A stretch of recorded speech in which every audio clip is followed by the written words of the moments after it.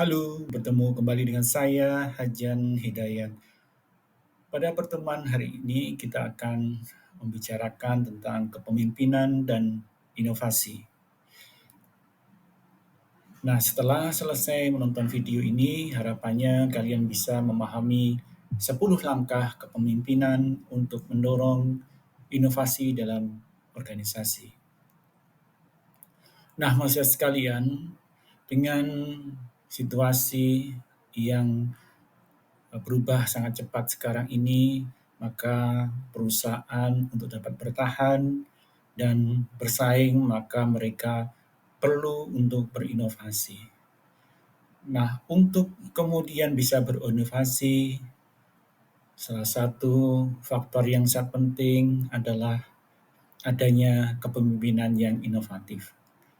Steve Jobs, founder dari Apple, ya, pernah mengatakan innovation distinguishes between a leader and a follower.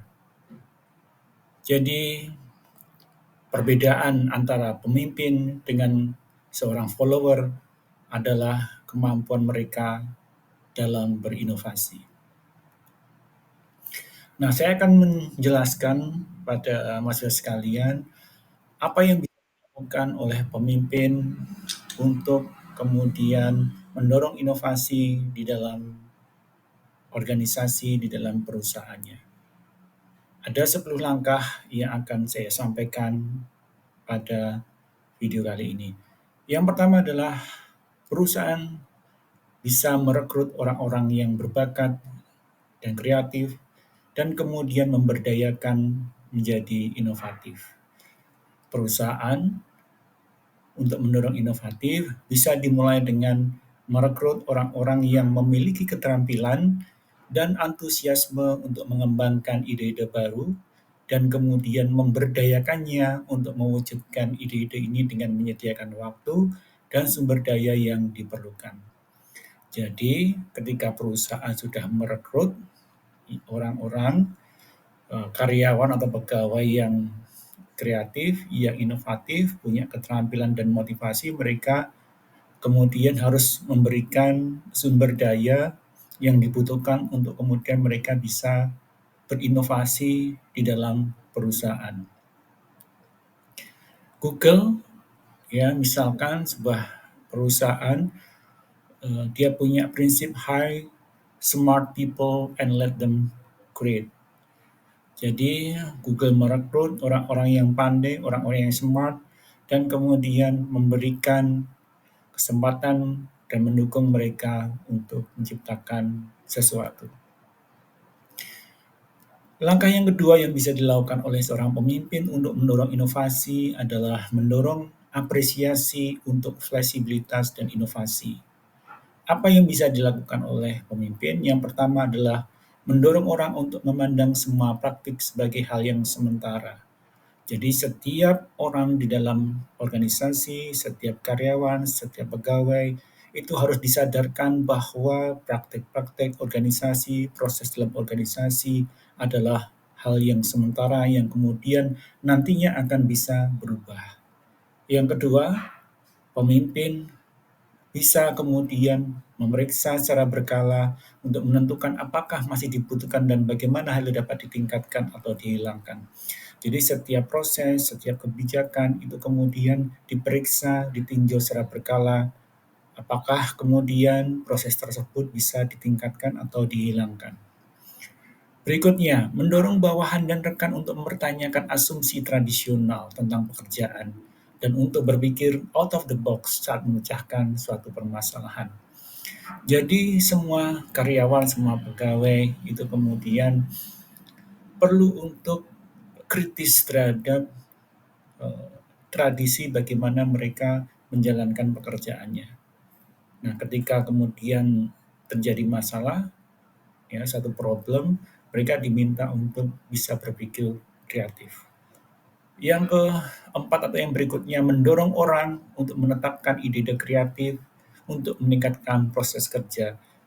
Jadi setiap proses kerja yang ada, bagaimana kemudian itu didorong untuk lebih baik dari sebelumnya. Mendorong dan mendukung praktik pembelajaran yang relevan dan program peningkatan kualitas. Ya, jadi seorang pemimpin dalam ini bisa kemudian memberikan kesempatan kepada pegawai, kepada karyawan untuk kemudian bisa belajar ya program-program terkait dengan inovasi dan kreativitas ya seperti program peningkatan kualitas. Perusahaan Google misalkan dia memiliki prinsip work should be fun, flexible, and full of ideas. Jadi karyawan Google dalam bekerja mereka harus gembira, kemudian dalam bekerja harus fleksibel dan penuh dengan ide-ide. Hal yang ketiga yang bisa dilakukan oleh perusahaan untuk mendorong inovasi adalah mendorong dan memfasilitasi pembelajaran oleh individu dan tim. Apa yang bisa dilakukan dalam hal ini? Pemimpin harus memberitahu bahwa tentang peluang belajar yang relevan. Ya, misalkan di perusahaan ada program-program pelatihan dan khusus yang kemudian bisa diikuti oleh karyawan. Serta memudahkan mereka atau karyawan atau pegawai ini untuk mengikuti program-program tersebut. Berikutnya, mendorong dan memfasilitasi pembelajaran kolektif dalam tim dengan menggunakan prosedur seperti tinjauan setelah kegiatan. Jadi dalam proses pembelajaran itu perlu dilakukan secara kolektif ya, menggunakan prosedur-prosedur ya untuk kemudian menilai apakah ada hal yang perlu diperbaiki. Berikutnya, memberikan imbalan nyata untuk mendorong individu memperoleh pengetahuan baru dan menerapkannya untuk meningkatkan kinerja mereka. Setiap pengetahuan baru yang diperoleh dari kursus, ya, dari pelatihan, dan kemudian diterapkan ya di dalam organisasi dan kemudian terbukti berhasil, itu kemudian bisa diberikan imbalan atas hal tersebut. Yang keempat, yang bisa dilakukan oleh seorang pemimpin untuk mendorong inovasi adalah membantu orang meningkatkan model mental mereka atau mental model mereka. Apa itu mental model? Ya, mental model itu adalah asumsi-asumsi yang dimiliki oleh seseorang, bagaimana pola berpikir mereka, bagaimana mereka memahami, bersikap atas suatu kejadian atau hal tertentu. Nah, mental model yang dimiliki oleh seseorang itu akan sangat mempengaruhi apakah mereka nanti akan berhasil atau tidak. Karena mental model ini akan mempengaruhi bagaimana cara mereka bersikap dan bertindak khususnya dalam organisasi atau perusahaannya. Nah, apa yang bisa dilakukan oleh seorang pemimpin dalam ini adalah membantu orang untuk meningkatkan mental model mereka tentang cara kerja dalam organisasi dan alasan keberhasilan atau kegagalan. Jadi, seorang pemimpin harus kemudian mengetahui bagaimana pola pikir karyawannya dan kemudian membentuk pola pikir karyawan ini atau mental model mereka agar menjadi mental model yang mendukung ya inovasi di dalam perusahaan. Nah, seperti di Toyota, mereka menganggap bahwa kegagalan bukan untuk disalahkan, tetapi untuk dipelajari. Yang kelima, mengevaluasi ide-ide baru dengan eksperimen kecil, skala kecil. Jadi eksperimen itu adalah bentuk studi ya untuk kemudian mempelajari ya, tentang suatu cara tertentu, apakah cara tertentu yang dilakukan itu bisa meningkatkan atau menyelesaikan suatu permasalahan. Ya, eksperimen skala kecil memberikan kesempatan untuk mencoba ide-ide baru dan tanpa risiko yang ditimbulkan oleh program perubahan besar. Banyaknya pembelajaran yang dihasilkan dari eksperimen tergantung pada seberapa baik eksperimen tersebut dirancang dan dieksekusi. Nah, Google misalkan mengatakan test fast, learn faster. Jadi setiap ide, setiap gagasan itu kemudian bisa dipraktekkan, bisa diuji coba. Nah, kemudian dari uji coba tersebut ya organisasi atau perusahaan akan mendapatkan manfaat ya dari eksperimen yang dilakukan. Nah, seringkali dalam eksperimen itu orang itu punya anggapan bahwa segala sesuatunya itu harus sesuai dengan yang kita percayai, sesuai dengan teori. Ya, padahal biasa saja hal yang terjadi itu kemudian tidak sesuai dengan teori atau yang kita yakini, dan itu kemudian akan memberikan pembelajaran bagi organisasi atau perusahaan.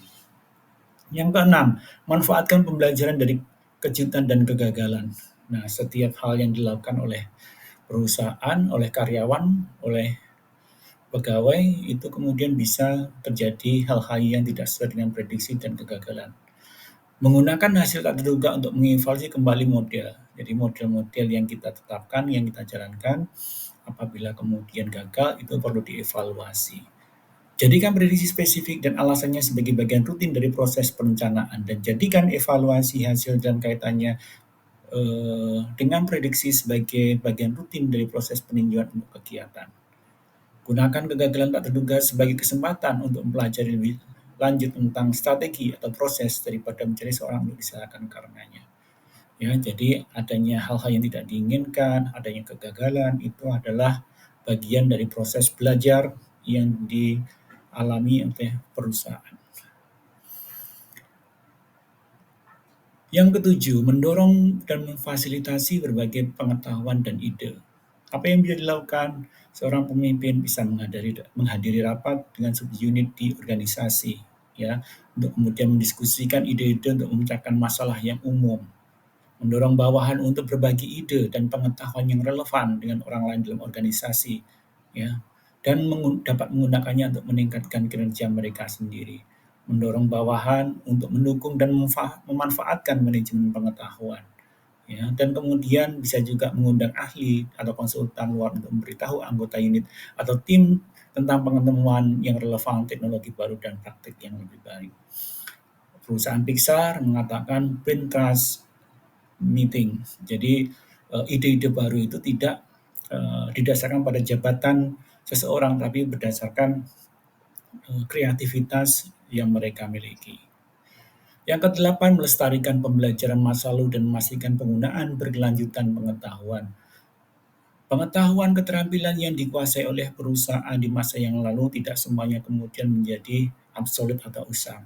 Ada praktek-praktek pengetahuan dan keterampilan yang kemudian masih bisa bermanfaat dan itu kemudian perlu disimpan oleh perusahaan untuk kemudian bisa digunakan, ya, masih bisa digunakan dan kemudian masih bisa kemudian dipraktekkan untuk kedepannya. Yang kesembilan, menetapkan tujuan inovasi.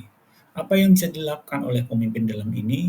Yang pertama adalah meningkatkan jumlah ide kreatif, adalah menetapkan tujuan inovasi untuk individu dan tim. Menetapkan tujuan juga bisa disiapkan untuk penerapan ide untuk meningkatkan produk dan pekerjaan. Rapat khusus dijadwalkan pada bulan atau setiap 3 bulan untuk mendiskusikan ide-ide dan meninjau kemajuan. Jadi dalam hal ini seorang pemimpin bisa menetapkan, ya, inovasi apa saja yang perlu diraih oleh individu atau sebuah tim, ya, misalkan dalam jangka waktu tertentu. Samsung misalkan mengatakan bahwa innovation as KPI. Jadi inovasi itu akan menjadi key performance indicator bagi setiap individu atau sebuah unit, ya. Di Samsung 40% setiap tahunnya yang dijual oleh mereka itu diharapkan adalah produk baru. Nah, ini adalah cara yang bisa dilakukan dengan menetapkan tujuan dan inovasi. Yang terakhir atau yang ke-10 adalah penghargaan perilaku kewirausahaan. Jadi dalam hal ini pemimpin perusahaan, pemimpin organisasi sangat penting untuk memberikan pengakuan dan penghargaan yang adil, tidak hanya untuk individu atau tim yang menyumbangkan ide-ide kreatif, tetapi juga kepada individu yang berfungsi sebagai sponsor, advokat, dan juara untuk inovasi. Jadi sekali lagi, untuk mendorong inovasi perusahaan, seorang pemimpin dalam organisasi atau perusahaan itu perlu untuk memberikan motivasi, ya, mendorong, ya, karyawan dan pegawai untuk berinovasi dengan cara memberikan penghargaan. Tidak hanya individu atau karyawan yang bersangkutan, tapi juga semua, ya, sponsor atau pendukung, ya, kemudian siapa saja yang membantu dalam proses inovasi itu terjadi. Demikian mahasiswa yang bisa kita diskusikan tentang 10 langkah yang bisa diterapkan pemimpin untuk mendorong terjadinya inovasi di organisasi atau dalam perusahaan. Semoga apa yang kita diskusikan bermanfaat bagi kita semua. Terima kasih dan sukses selalu.